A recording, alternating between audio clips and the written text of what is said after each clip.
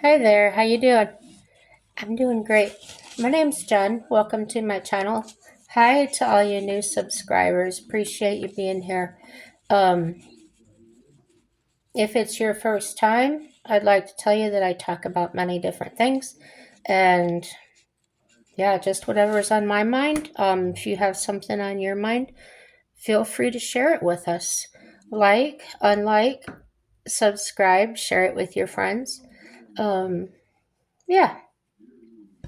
So today's topic, well, the first part of my video, Social Security, is it really secure? And I got my information from the Social Security Administration website, okay? And it says currently the Social Security Board of Trustees projects program costs to rise by 2035 so that taxes will be enough to pay for only 75% of scheduled benefits. The article states the increase in cost results from population aging, not because we are living longer, but because birth rates dropped from 3 to 2 children per woman. Now, they are stating this shortfall is basically stable after 2035. Also stated here, if trust fund assets are exhausted without reform, benefits will be lowered with no effect on budget deficits. Okay, there is something that I know that is not posted on this website. And the way I know this is I've seen it firsthand, okay? And what that has been is the town I grew up in Indiana. They had illegals working for them in various restaurants, dishwashing cooks, and etc. Now, what they do is they're assigned a social security number, a social security card, and the business will take taxes out, including social security taxes, okay? However, these people are never allowed to claim or withdraw those social security dollars. So, keep in mind that this isn't mentioned anywhere. And that really surprised me because this is really happening. So, are they even, if they're not calculating that in there, they should be. Because, well, obviously. So, if any of you know any more on that subject, please let me know. You might have more details or totally be able to prove me wrong on that. And maybe I was given false information. Anywho,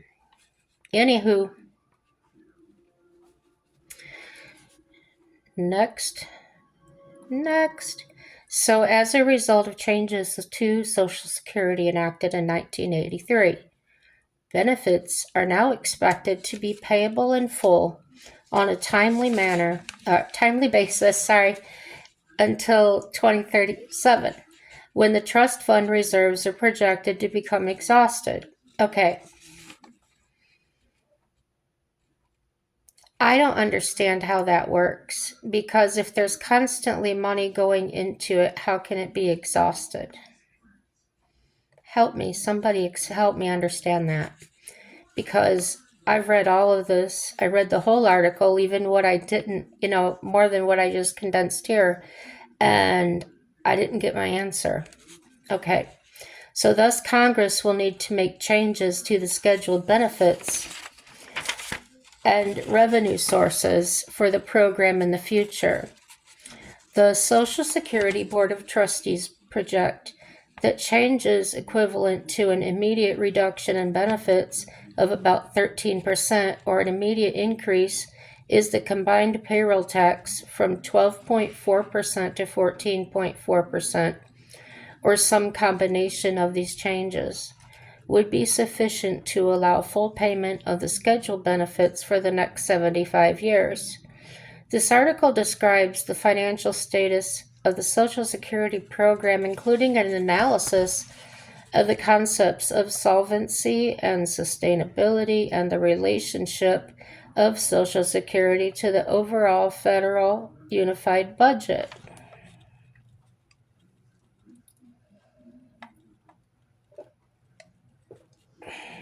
Nope. I don't understand that either. Help me understand.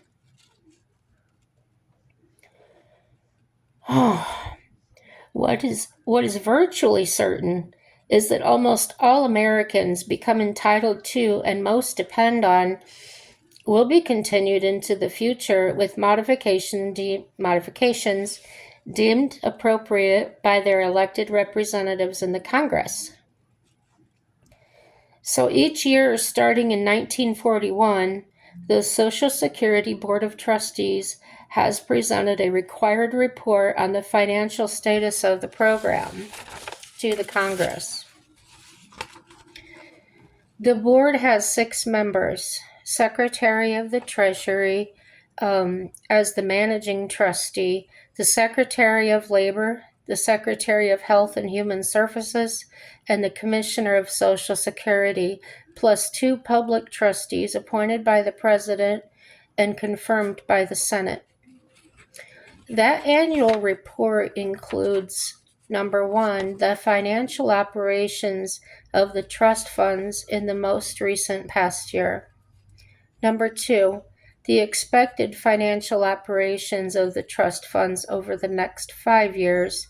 And number 3, an analysis of the actuarial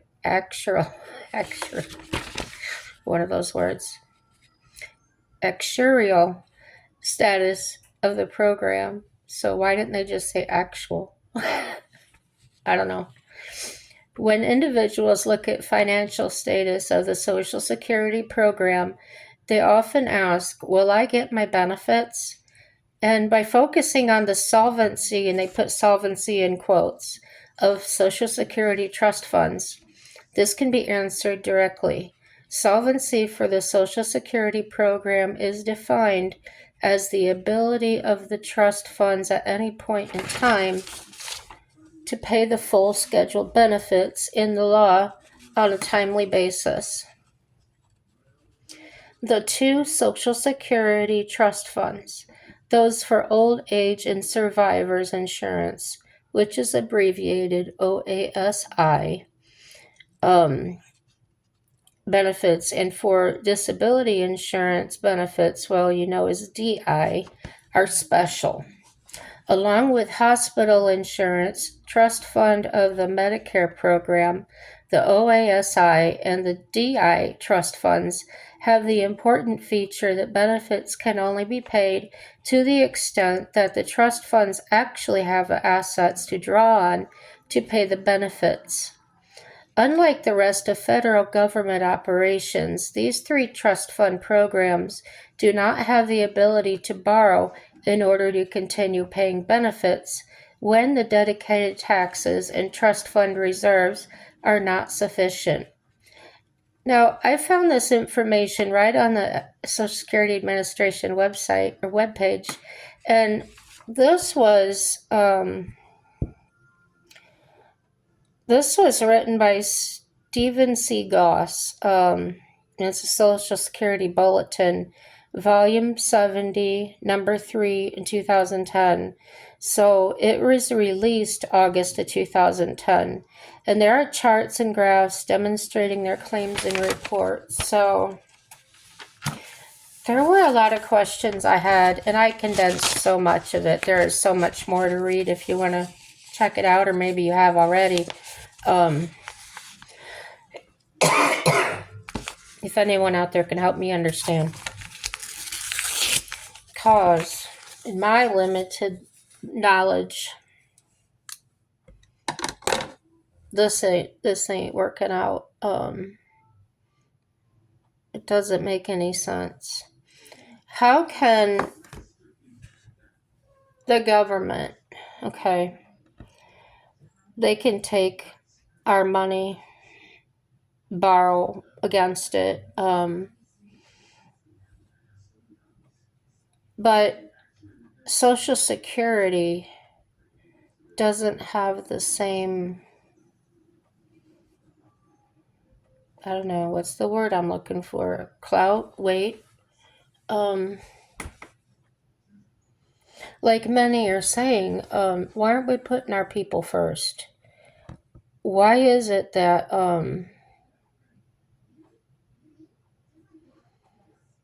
I don't know how Social Security started, but if there was no money in it to begin with, okay, where did the money come from that they started paying people that first started on it? Were they deducting that from their children's Social Security that they were paying into? Is this something that started out in debt from the start? I don't know, but I would like to find out. And one of these days, when I really feel like digging into things, I probably will. And stick around for that one. That will probably be the most boring video I've ever made. But if you want to know those things, it could be interesting to you. I don't know. Sometimes I bore myself with this junk. I can't change any of it. Well, I can vote. But getting ready to do some makeup here with you.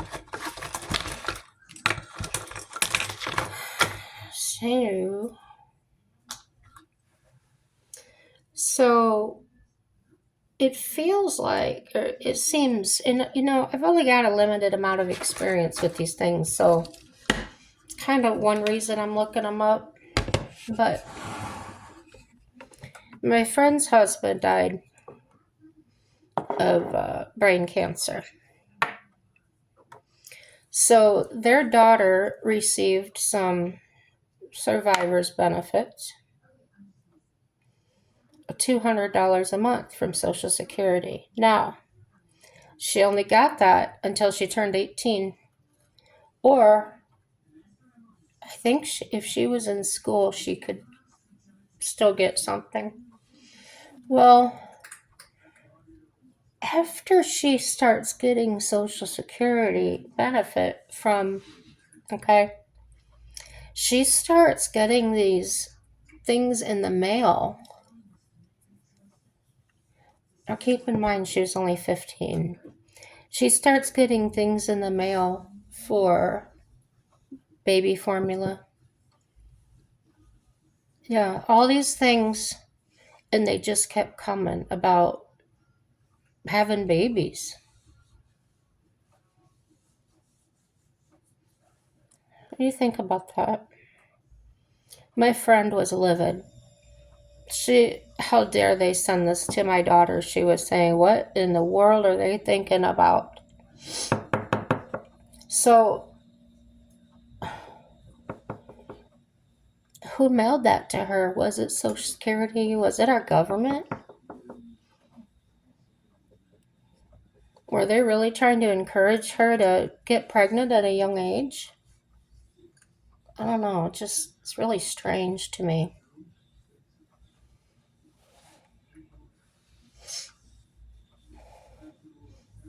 Ever had anything like that happen? Have you ever heard of such a thing?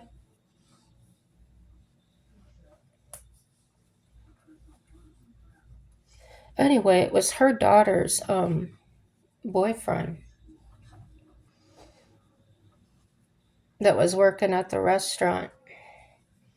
That's how I found out about paying into Social Security and getting a Social Security number handed to him, and knowing he was never going to be able to collect on that, because if he did become a citizen,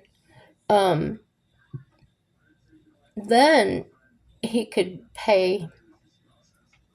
But then keep in mind now, if he was not able to work the full time required to collect Social Security, he would have lost it all. So,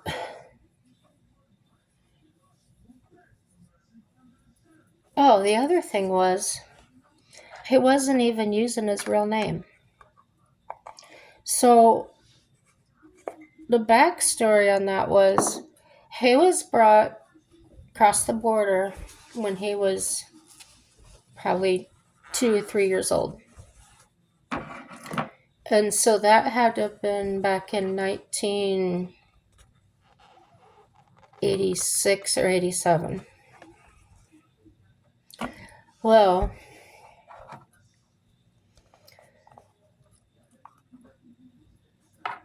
he goes by a made-up name. He has no identification.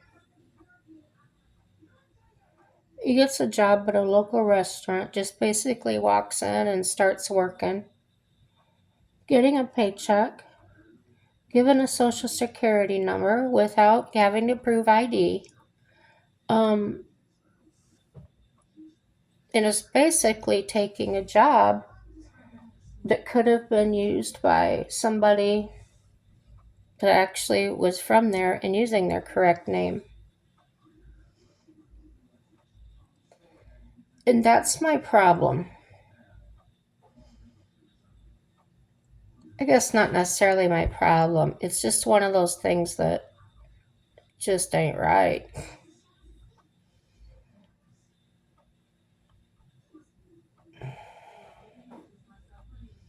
So they end up having a baby together.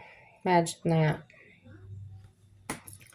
And he did not tell her about his name or anything until after she had the baby and she wanted to put him on the birth certificate and found out she couldn't.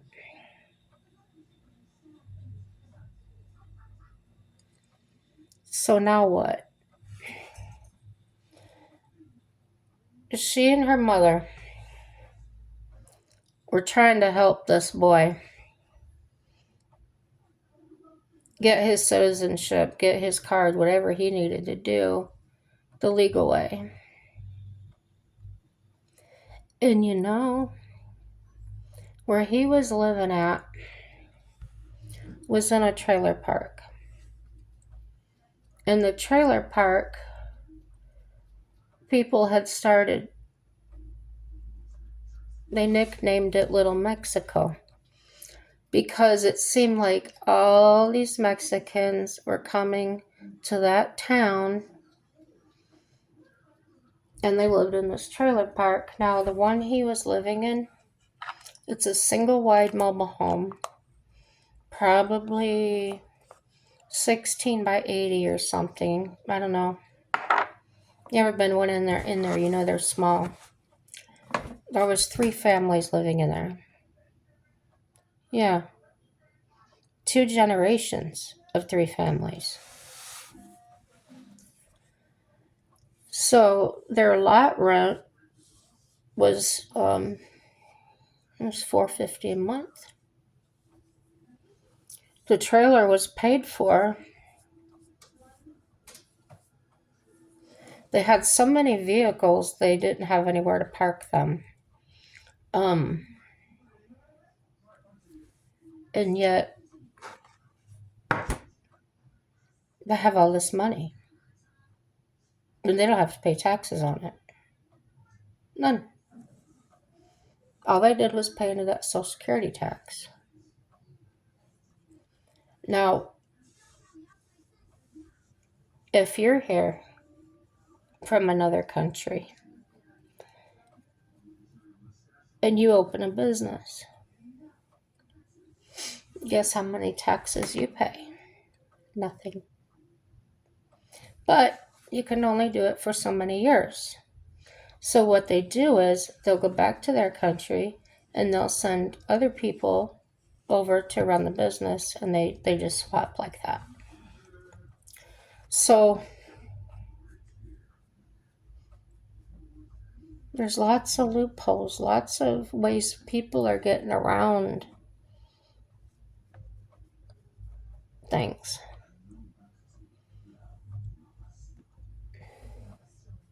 We're the ones that suffer for it. So if you happen to be one of those people that are, oh, poor immigrants, poor this, poor that, I beg you to look at it from a different perspective and help us try and figure out how we can make this right for everybody, not just those that want a better life. What about our better life? What about what we need? Okay. I seen them screaming on the videos that there's no jobs. Well, why do they think there's jobs here? I mean, our companies have moved to Mexico. Why aren't they working in those manufacturing jobs and things? I don't know. Nobody's talking about it. So,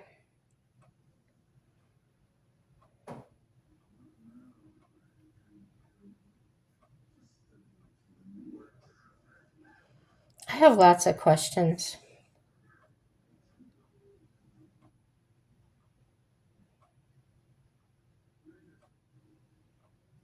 And some of them may be being answered. And, you know, I'm just skimming it. I'm missing it. Something's going on. Well,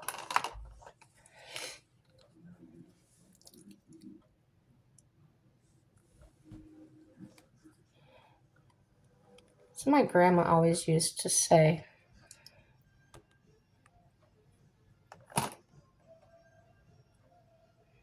there's more than one story going on here. And it seems like there's more than two sides because there's way too many people sticking their fingers in our money and our wallets, and we're gonna fund this and fund that. And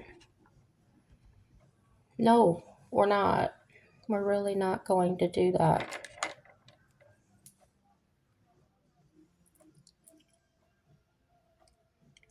And how did this all start?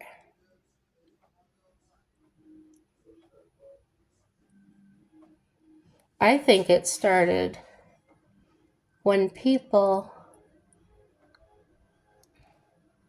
started expecting our government to pay for things.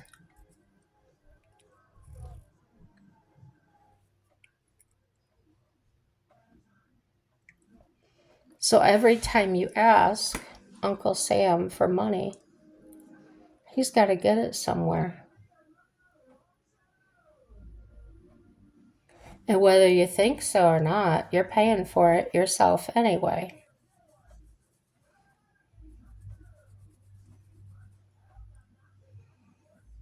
And honestly, what I think is probably one of the biggest ripoffs in this country is what they call not for profits.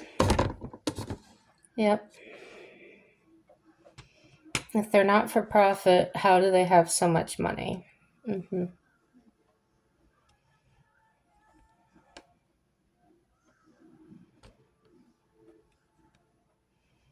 That's another thing. I'm on a roll about money now. If well, let's say, okay, I ran I had my own business, but I don't want to tell my business, so I'm gonna use another business that I worked at and I was managing. Okay, the store was slow. I opened it, brand new, and I had a budget. I could spend this much a month on office supplies. I could spend this. I could do that. Okay. I didn't have many customers coming in, so I wasn't spending that money. I had pens, I had stapler, I had basics, what I needed.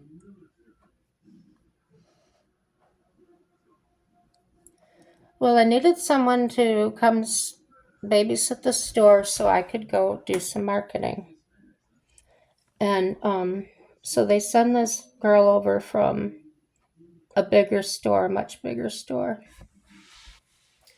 When I come back, she has got paper clips and post-it notes, and she must have spent $50 on this crap. I was livid. I was like, what are you doing? oh, well, you didn't have this and you didn't have that. No, I didn't need that. I don't care if that's what you had in your store. I didn't need any of that. You were to sit here and watch the store. You weren't supposed to go shopping. So I think that happens a lot in a lot of places. One place I see a lot of waste. You ever go into a hospital and you see how much junk they have laying around up there? Oh, their expensive pens and their this and their clipboards and all of that costs money, guys. All of it. They've got to replace their chairs so many often. They've got to remodel so often. Um, it's not their money. They don't care. I don't get it. I don't get it. They handle their own finances that way? Probably so. I don't know. Ridiculous. So, anyways, caregiver was here today. She cut my bangs again. I'll tell her next time, don't bother. I'm trying to let them grow back out. Because they don't look right to me. And the last time I told her, she hacked on them some more.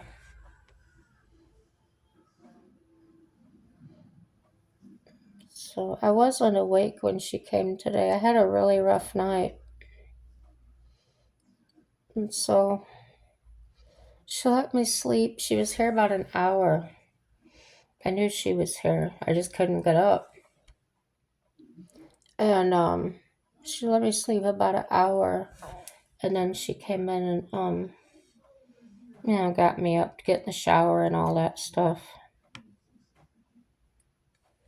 And I was quiet because I'm just like that when I'm not awake yet. And I'm not a real big coffee drinker anymore, so that wasn't in the plan.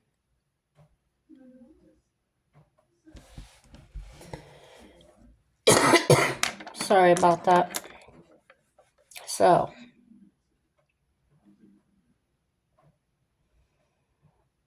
yeah, she cut the bangs. She put my hair back. She doesn't exactly know how to French braid, so she's just basically been playing around with my hair. I don't mind that a bit. I like people to mess with my hair. It's relaxing. So she's got this thing she's doing now. I'll have to show it to you sometime. It's similar to a French braid, but in between there, she's got to where there's a regular braid that comes down, and then the French braid actually gathers about 3 times. Then there's another where the regular braid is underneath. It's pretty cool looking. And she took a picture of it today and showed it to me. So yeah, that's pretty neat. I love her to pieces, I do, but but I've got problems, and there's nothing I can do about that, to be honest. I manage the best I can.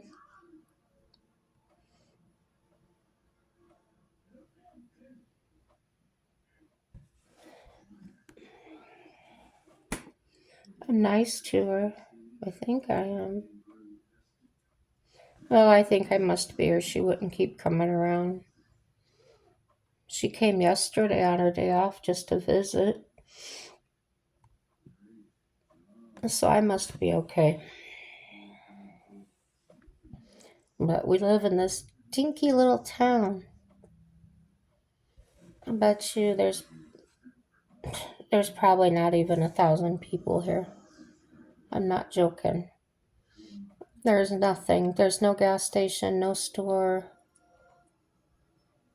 There's a tiny little library, um, an attorney's office, a bar. Well, actually, I think there's two bars or something.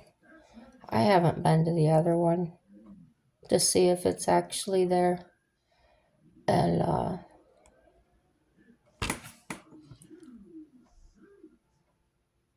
that's it, guys. There's not even a school here.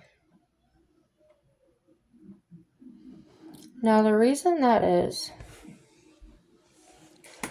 because back in 2020, there was a glacier that came down. It melted, it was melting, and it came down from Canada. And it swallowed everything up here, farmland, houses, everything. And with that went the school that was in this town. So everybody panicked and left. So there's actually a lot of empty houses here that can be purchased for cheap. The kicker is you cannot have flood insurance on them, obviously.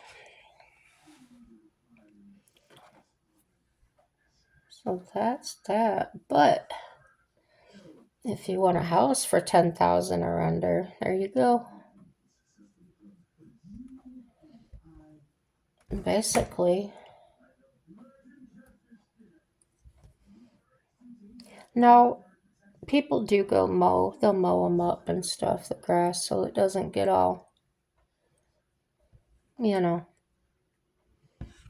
crazy overgrown and whatnot. The fishing here is great. A lot of walleye and I forgot the other one. They had a fishing tournament here, 2 or 3 weeks ago. And they sold like 25,000 tickets to it. It was amazing.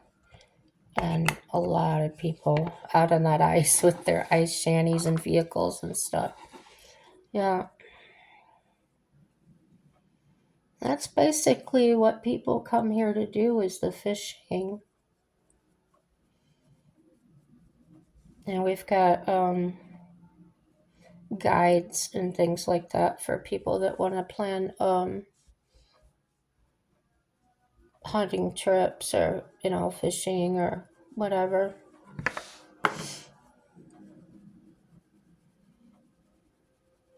And they're usually contracted. People here are contracted through those places that you book them through. So you just go check out what's available in North Dakota if that interests you at all.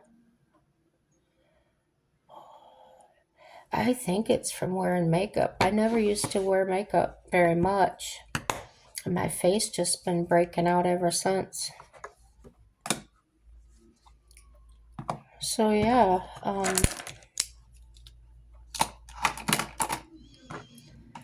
don't know, there's so much on my mind, so much going on out there this time. And maybe I'm just noticing it because now I'm not working and I'm home a lot and it's too much on my brain.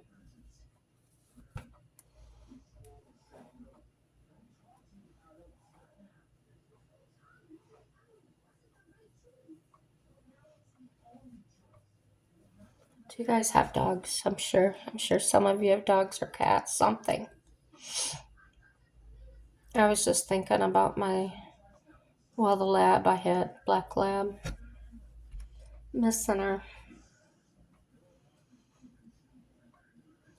We were together 13 years, and gosh, I think Most time we were ever apart was maybe a day or two. That was it.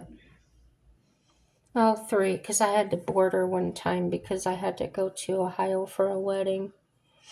So I did board her for that weekend. It was a weekend, 2 or 3 days. But yeah, I ended up having to put her down. Old age. Now, a lot of you probably would have got so angry at me. But I tell you what, it was not a decision I came to lightly. And I didn't really have the money to pay a vet. So I I went to the local shelter and asked if they could do it. And they said they would for a $50 donation. So, tears in my eyes. Oh, I was tore up. And she's giving me this look, and it was awful. Absolutely awful. So I hug her and kiss her, and I'm gonna cry now thinking about it. I told her she's a good girl. But as they were taking her back through the door, she just stops and looks at me. And I'll never forget that look. It was a peaceful look. She wasn't scared. She wasn't traumatized. But that lady, she hurt me worse than anything. Because I'm telling her goodbye. Telling her she's a good girl. And that lady turns to me and she says, "Are you sure you want to do this?" I told her, "How dare you?" It was so hard to make that decision.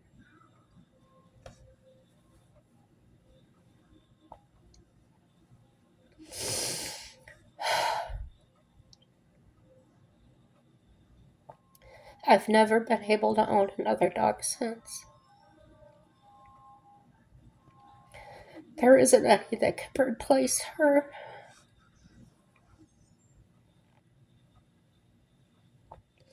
She still takes up my whole heart. There isn't any room for another dog.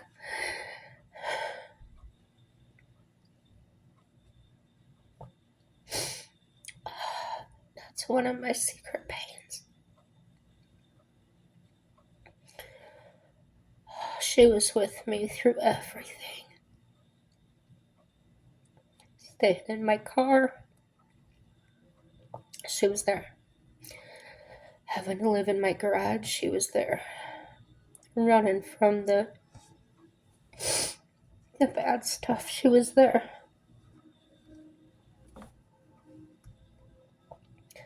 Going on my lock jobs, she was there. She protected me. She kept me company. We played together. We were each other's worlds.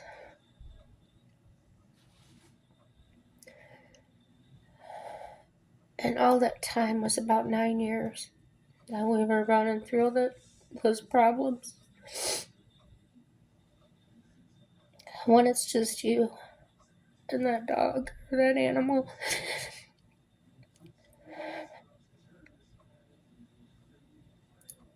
you put down your best friend.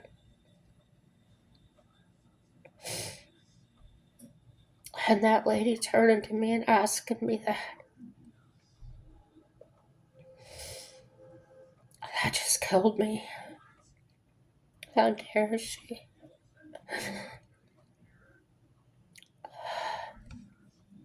If someone asked you to pull the plug on somebody you love because they were there, and you know how the decision is, and the person standing there getting ready to shut everything down looks at you and says, well, are you sure?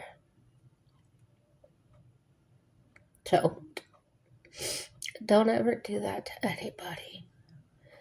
That decision comes. It doesn't come easily. And the things that we go through in order to come to that decision, all the what ifs. What if I try this? What if I do that?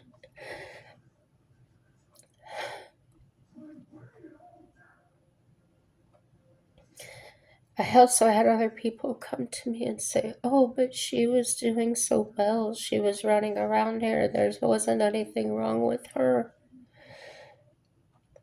They didn't know the things that I knew. How she started snapping at people because she was getting the cataracts and couldn't see very well. I didn't have money for surgery. I didn't have money for anything.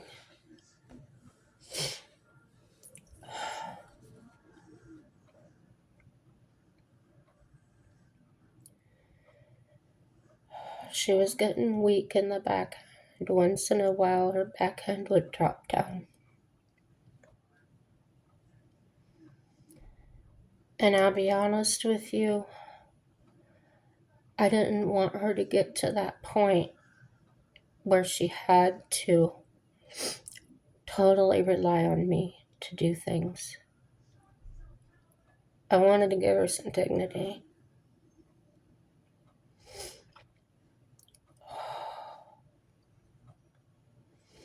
That was the worst thing of that whole experience, was that woman asking me that.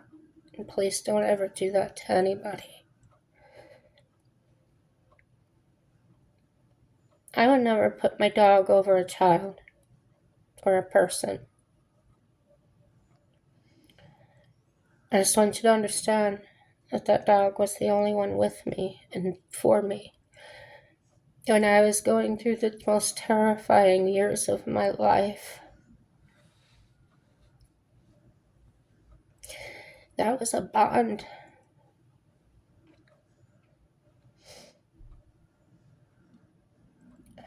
I miss her. God, I miss her.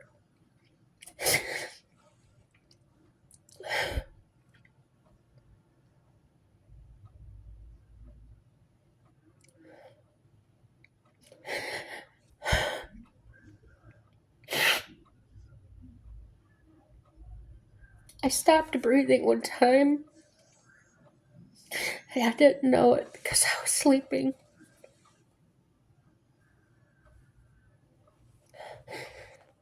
I felt a huge pounding on my chest. And I opened my eyes, and it was her. She had jumped on my chest to wake me up.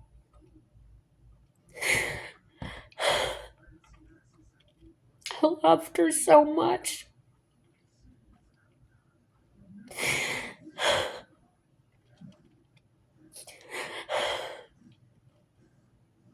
When I was mowing the grass, she'd go pick up the sticks so I wouldn't run them over.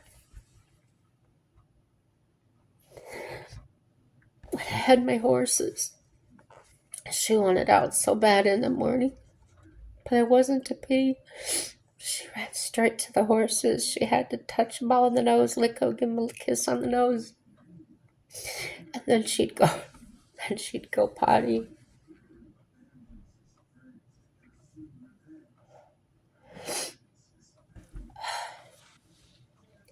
It feels good to talk about her.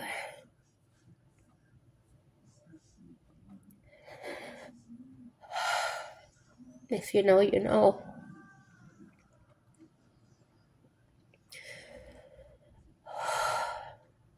The love of an animal is so unconditional. No matter what you say, no matter what you do, they'll still love you. I miss my horse. It was also my best friend. But I know where he went to. He went to a little 10-year-old girl that was going to use him in the 4-H. He couldn't have got a better home or a better girl. That was just so beautiful to me.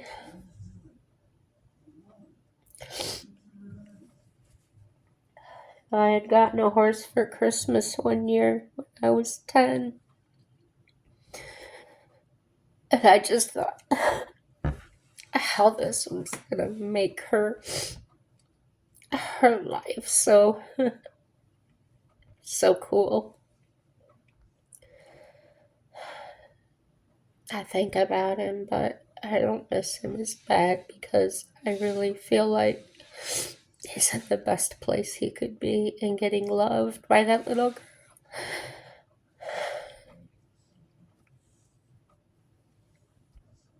Yeah.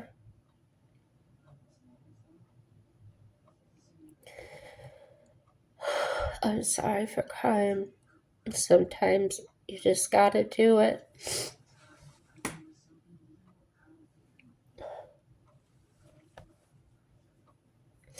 I try to keep my brain occupied.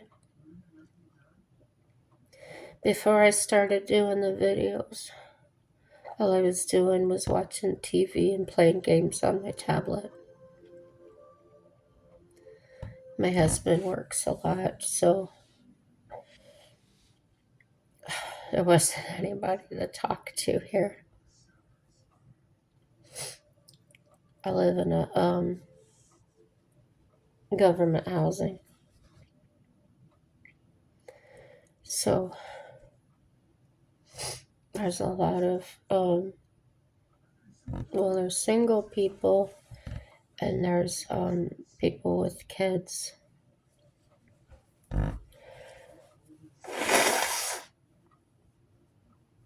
Excuse me for that.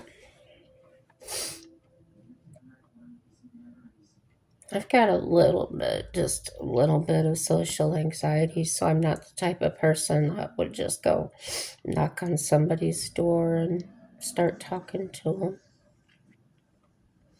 If I see somebody in the hallway, I'll say hello, things like that.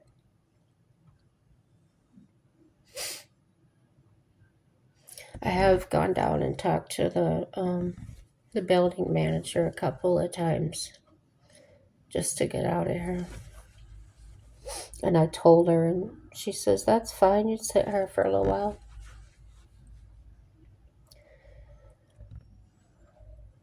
I just need some outside stimulus. Just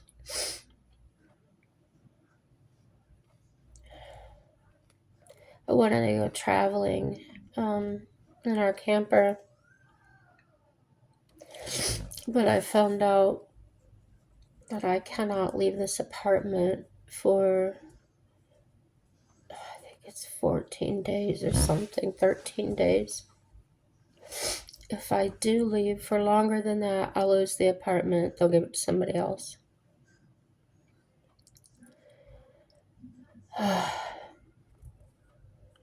So many rules, so many hoops.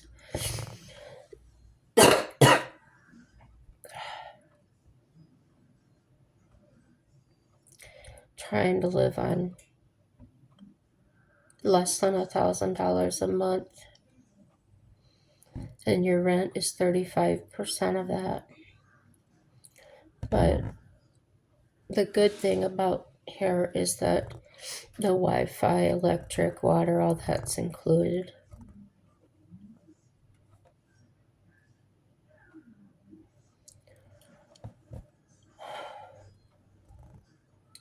So after I make my rent, my car payment, and my insurance, I have nothing left.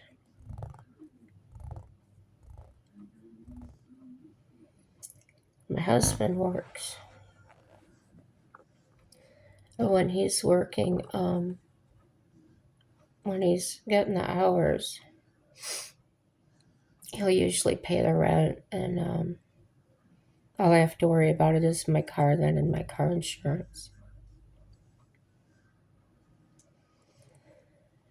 But it's always something. Next month, I've got to have $900 worth of repair and blah blah.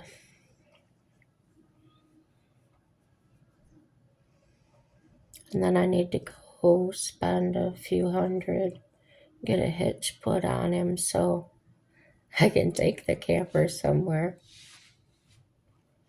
And maybe that's something to look forward to, is getting out this summer, get to use the camper and get out of the house. And I know in a campground there's always people to meet, people to talk to. Heck, I used to live in a campground and work in a campground. I know how fun they can be, how social you can be. So yeah, I'm going to end this video. Sorry about the weepy cry. But sometimes I just got to. I love y'all. Thanks for staying till the end if you're still here. And everything's good. Have a happy day.